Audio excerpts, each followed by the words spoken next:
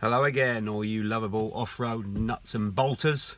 I'm back to do another man in the van. No guest this time, but I just thought, you know what, the season's wrapped up, so let's. I just thought I'd talk about that really and what's gone on, my opinion on stuff. Of course, you don't have to agree, and you probably won't. So you know, but I just thought I'd sit in a van and digest the sort of year that's gone really. Not all of it, because obviously I've reviewed quite a few of it throughout the year, but that's maybe the last sort of month or so, couple of months or so. So let's go back to the Motocross of Nations. Obviously, I was there following the crew, who did an unbelievable job, by the way. Mark Chamberlain, all the team, all the backroom staff, if they are boot team, whatever you want to call them, boot room team. If you were there, you'd see the effort that goes into what Mark pulls together with Team GB. But obviously, the riders themselves, Adam Sterry stepping up for the first time, Nathan Watson, who did not stop smiling from the whole time I got there to when we went, understandably so, because he came in, you know, and got on the box as his first attempt, as did Adam. And of course, Sean Simpson, who's been trying so many times with Team GB to put it on the box. Pure elation. If you was anywhere near him when he crossed the line, I'm sure you've all seen the videos. Real tears, you know, and just awesome. But so I've covered Team GB pretty well, but let's just talk about the event in general. So a lot of, you know, obviously during the whole weekend there was people banging on about what a joke the track is, etc, etc. Yeah, admittedly it's not a traditional motocross track, but when you see the amount of people that go there, an event that size, but with the weather that then came on, quite simply, if it wasn't there, it'd have struggled to run anywhere else, you know, regards of logistics. Of course the riders would have got round and whatever, but the whole thing would have been a complete washout. Now, before you all get on your high horse and say like I'm getting soft or whatever, I'm not. I'm a traditionalist, and I do actually think, you know, it would be great if we could go to all these tracks from the 70s and 80s and certainly 90s that I used to ride, but it's evolution, baby. Either way you look at it, the world evolves, you know, and the sport is hard to get new people into. We're struggling, especially with, you know, the environment issues and all that. So if we're really going to get new money in, you know, either way you look at it, it's going to have to come from corporate money, because the money's just not in the industry as such. So in that sense, I agree with what they're kind of doing, but what I would like to see is a bit more imagination with the circuits. And I know when you're on a flat bit of land you can only do so much, etc, but it just seems now that they have to put in obstacles from straight. They just can't seem to leave straight and let them get rough, or low ski jumps or stuff like that where a rider can commit more. It's always tabletops and timing. So although there's margins in the top riders and the speed they do it, there's still, the margin is smaller for the amount of time you can make up and lose. So I don't know, but on the whole I thought the event was really good.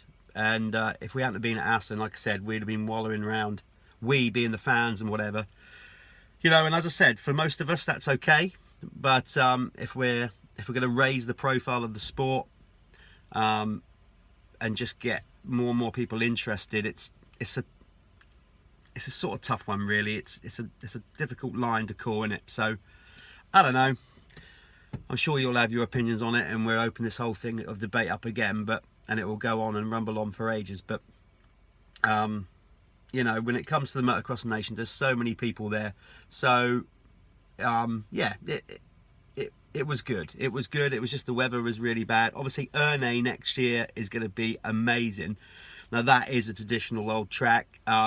Amazing atmosphere. I highly recommend, if you've never been to Ernée, you've got to book tickets to go to the Motocross of Nations next year. But put it this way, if you have the same weather next year at Ernée, that is going to be like, that would be like Fox Hill was. There'd be people mudsliding down the hills, carnage getting in and out. But you know what, that's not a bad thing for us, the fans. It's all that. It's just trying to promote the sport to new money, because either way we need to start looking at if we're going to grow our sport. So that's my opinion on it. Moving on from that, I suppose the next thing would be what happened after that. Well, a dirt bike show happened at the same time. So I've got opinions on that as well, and I've been reading them on social media and whatever.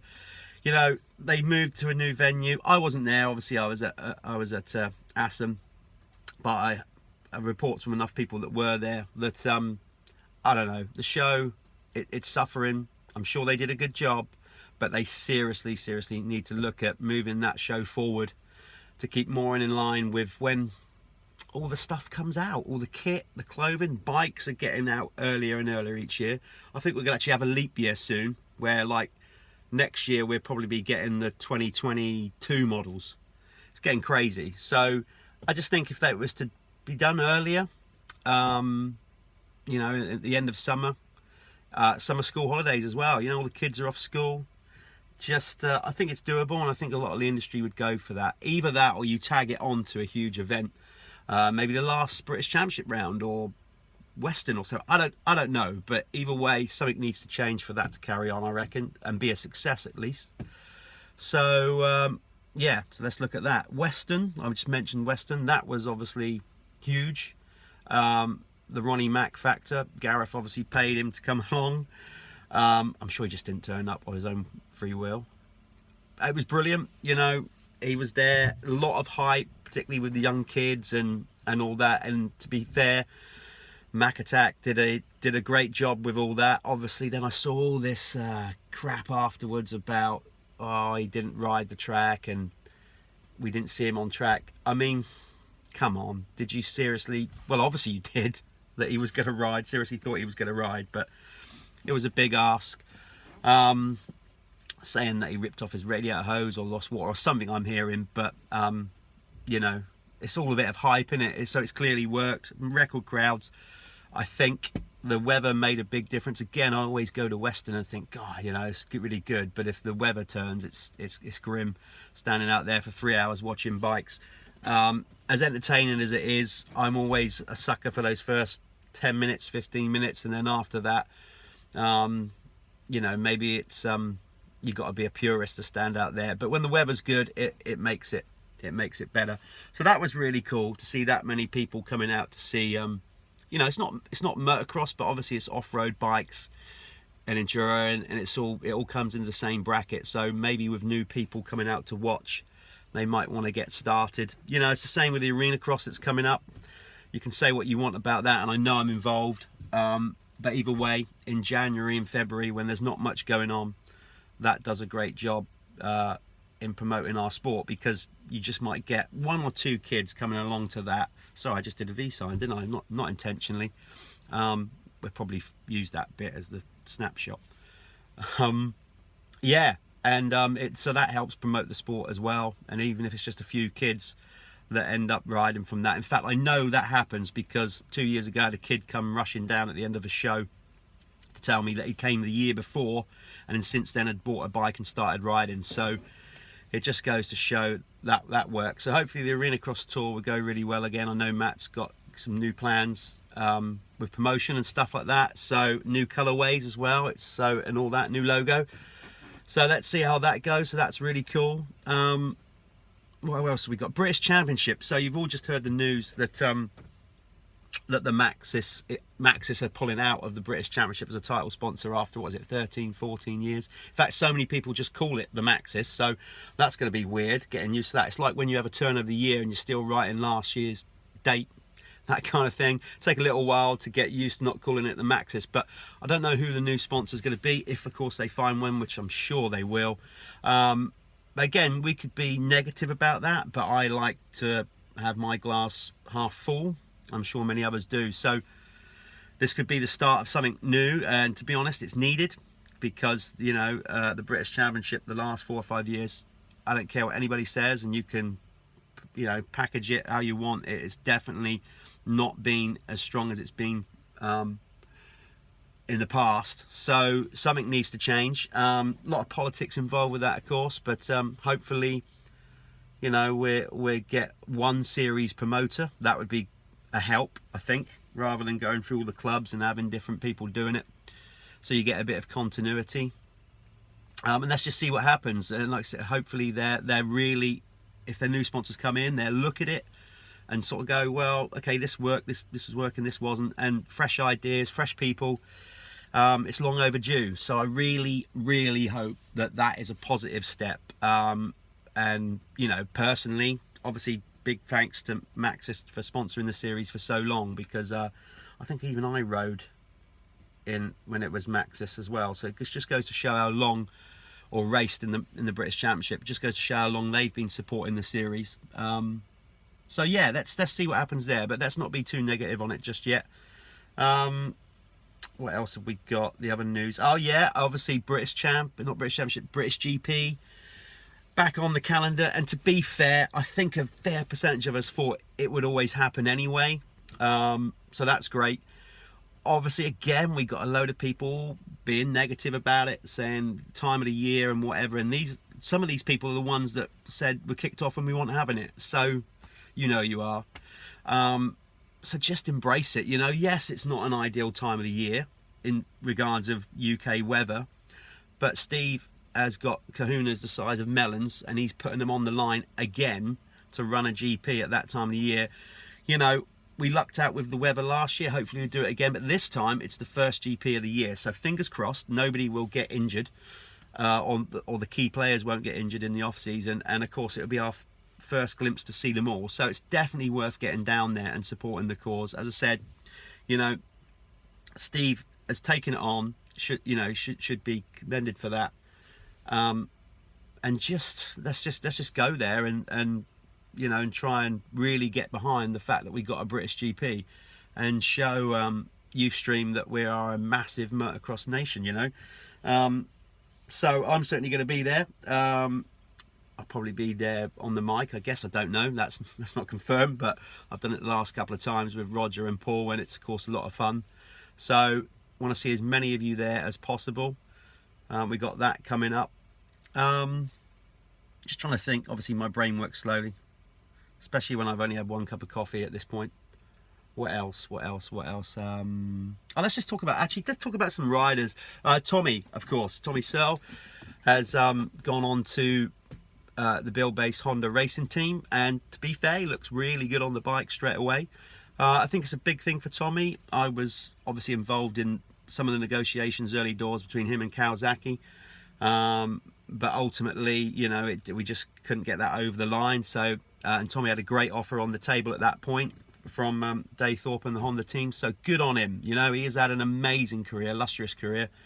Either way you look at it, he's been probably our most successful rider in the last decade. You know, finished runner-up in the world a couple of times. So, you know, good on him. He's got he's just had a little baby boy. I think it's Alfie. I don't know. I can't remember the name now. Sorry, Tommy, if I got that wrong. But either way, that only happened a couple of days ago. So for him to just now wind it down, for a better word, not all the travel, you know, 20 GPs. It's a lot of traveling around the world. And when you've got a young family, and of course he's you know, he's getting in the twilight of his career. So I think it's a real smart move here. Be refreshed, ready to go. And of course, we're going to benefit in the UK because he's going to be racing the MX Nationals as well. So we're going to see more of him in the UK. Hopefully, you know, other riders like Sean Simpson, possibly even Max Anstey will come back and do the Maxxis as well. We got Brobyshev doing it. Sorry, see, I'm calling it the Maxxis. It's not. See, I just made that error. I've got to get that out of my head. Yeah, so hopefully it'll be a really good season, 2020 in British Motocross. Obviously the MX Nationals are pushing on as well. You got the other series, Bridgestone, Service, Amateur Nationals. There's so much going on. That's a debate anyway, isn't it? A constant thing about we're too congested and there's too much stuff happening. But it is what it is, you know, embrace it. Let's just try and support as many series as we can. On a whole, the industry seems to be doing okay. There's still a lot of you guys out there riding bikes. Whether you're racing or not, I don't know, but you know, it's good in that sense. Just need to tweak a few things, constantly keep things moving, and but I don't think it's any time to be really over negative on the sport. You got obviously like Dave Willett doing his two-stroke festival as well with a Pico and Red Bull, so it's all good really. I'm still excited. I don't think it's rose-tinted glasses. I'm really excited about the future. Obviously I'm more now heavily involved with Dirt Hub, so I'm going to be more involved, doing more Man in the Vans next year, loads of them. So if you want to get involved with Man in the Van, let us know, either as a guest or as a sponsor to Man in the Van, or a van supplier, whatever you want to do, that would be cool. No worries if not, we're going to do it anyway, but it would be good to have people involved. So yeah, just with Dirt Hub, do more videos. I'll be doing more rider interviews and basically just getting back to my journalist days, getting more involved again, because I've got the bug for that again. So that's cool. And then myself, Paul and Julie are also pushing on with Steelhawk Motorcycle Club. Obviously we've established ourselves now 2 years of running Rocket till sundown. Learned a lot, an awful lot. We're going to tweak it and refine that event a bit next year, following a couple of issues this year. But that's not the only event we're going to do. We're going to announce some news soon. We're going to be doing a few other events, which we hope to announce before Christmas. So yeah, busy times. So all said and done, life's good. Yeah, life's good. Motocross, you know, all things looking healthy. I'm excited. A lot to do. Obviously Team Green as well for me.